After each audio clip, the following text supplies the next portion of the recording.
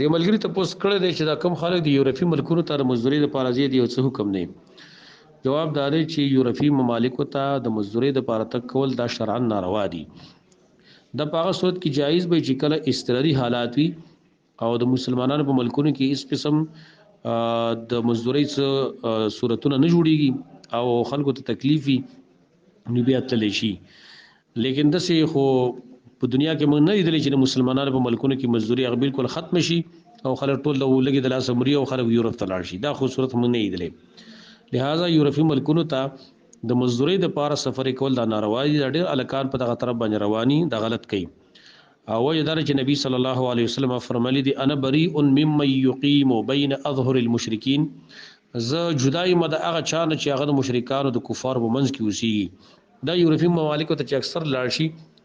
نو د هغې هلته ایمان خرابېږي ځکه فحاشي او ریني هلته سیوا ده. ټیک د بعضې کسان شته دی نیکان خلک هغې مخکې تللي هغې غریبانو ته پته نشته دی خو هلته خپل ایمان ښه محفوظ ساتي او ښه تقوا پرهیزګاري کوي نو هغه بېله خبره ده. لیکن اکثر چې د دې پاکستان نه کم خلک لاړ شي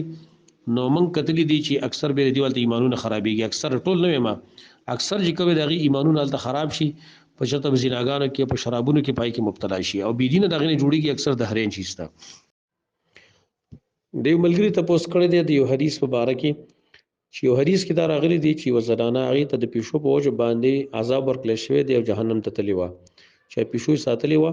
او هغې یې خوراک څښاک نه ورکړه او نه یې پرېښودله چې د حشراتو نه یې ځان له خوراک کړی وی هغې څه مړه شوه. او بل حدیث کې راغلی دی چې یو سړی چې کوم دی نو هغه سپي باندې اوبه څښلې وي یوې زنانه هم په سپي باندې اوبه څښلې وي نو د هغه په وجه باندې دی جنت ته تللي نو لهذا وایي جنت او جهنم ته دا قیامت نه قایم شوی دی تللی شي که نه شي تللی. جواب دا دی چې ګوره جنت او جهنم ته تګ یو دا په جسد او په روح دواړو سره دی دا به قیامت په ورځ باندې کېږي چې کله د انسانانو حشر وشي دوباره خلک راژوندي شي. یو په اعتبار د روح سره جنت ته داخلېدلی نو په اعتبار د روح سره جنت او جهنم ته داخلېدلی شي. روح ته عذاب ملاویږي اصل کې روح خو اصل دی که نه نو روح چې کوم د جهنم ته ځي روح چې کوم د جنت ته ځي. قرآن هم دا معلومه ده النار یعرضون علیها غدوا وعشیا. دا اور چې کوم دی په دې فرعونیانو باندې پیش کېدلی شي سبا او بیګا او بیا ویوم تقوم الساعه کله چې قیامت قایم شي نو ادخلوا آل فرعون اشد العذاب بیا وویلی شي چې فرعونیانو سخت عذاب ته داخل کوي. لہذا دا په برزخ کې چې کوم عذاب دې ته ملاویږي دا برزخي ژوند دی دا په روح باندې وي او د بدن سره څه تعلق وي لیکن کامل تعلق چې کله پیدا شي چې هغه روح په دې بدن کې داخل شي به جنت یا جهنم ته ځي نو دا په قیامت کې کیږي. د ملګري تپوس کړی دی چې په دې موبایل کې دا بیانات وي تلاوتونه وي حدیثونه وي دا واشروم ته سړی وړي او د ګناه پته ورته نه وي دا په دې باندې ګناهګار دی که نه او د دې څومره ګناه ده. جواب دا دی چې په موبایل کې کله قرآن تلاوت دی او دارنګې حدیثونه پکې دي قرآن پکې دننه لیکلی شوی دی او دا موبایل بند دی نو دا واشروم ته که څوک وړي دا خیر دی. وجه دا ده چې دلته دا موبایل داسې بند دی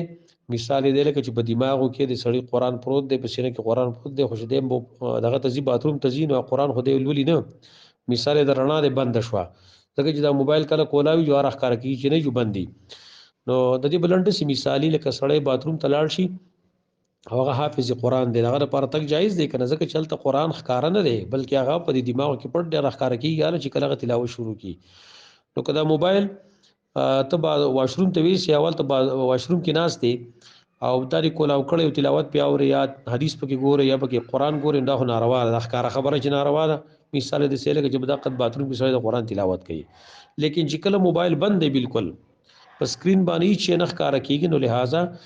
نه قرآن دی دا او دا نه حدیث دی بلکې داسې یو ډوبګی دی او هسې یو کوړ دی او دارنګې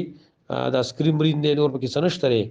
او دا قرآن او یا د حدیثونو دا په دې کې بند دی اصل کې هغه رڼا دی یو قسم لا رڼا ده راښکاره کېږي نو دا سړی وړلی شي دا څه ګناه نه ده. د یو ملګري تپوس کړی دی چې یو کس ښځې ته 4 ځله ووایي ښه په هوش کې ښه په هوا دغه کې په یخه باندې دا ورته وایي چې زه تاله طلاق در کوم او بیا یې ښه ډېر وژړل دی سړي بیا خوا کې یو ملا دغه نه تپوس وکړو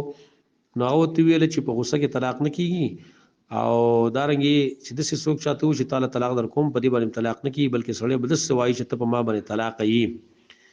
نو اوس پای کې تقریبا 2 کاله تیر شوي دي او ژوند تیری ماشوم کې پیدا شوی دی څه حکم دی. جواب دا چې بالکل صحیح فتوی ولا ورکړې ده دغه عالمو چې په غوسه کې طلاق نه واقع کیږي، لیکن غوسه دوه قسمه سره ده. یو هغه غوسه چې پای کې د سړی دا هوش بالکل برقرار نه، حواس کار پی دي، عقل کار پی دي، نو په دې کې بنا بر قول راجح بیا طلاق نه واقع کیږي. لکه امام القیم په دې باندې مستقلی وړل رسالې کلی غاصۃ اللحفان فی حکم طلاق الغضبان په نوم باندې روایت د ابو داود پیش کړی دی، لا طلاق فی اغلاق، نشته طلاق په اغلاق کې. اغلاق معنا سخت غوسه چې پای کې د انسان عقل کار پی دي. یو غوسه هغه چې پای کې د انسان عقل خبر قرار وي او خلک طلاق ورکړي د غوسې د وجنه، چې عقل خبر قرار وي او په ځان باندې پوي چې دا سویم زما د خپل نه خارج شول، نو بده کې بیا طلاق هغه واقع کیږي. خدا مذکوره مسله چې کوم دنو په دې کې طلاق ذکر نه دی واقع شوی، چې دلته طلاق وعده ده، دا د طلاق باندې دمکی ورکول دي سنوي چې ته طلاق یې نه طلاق در کوم ورکی خلانه دي کنه، لہذا بدی صورت کې طلاق هغه واقع کیږي.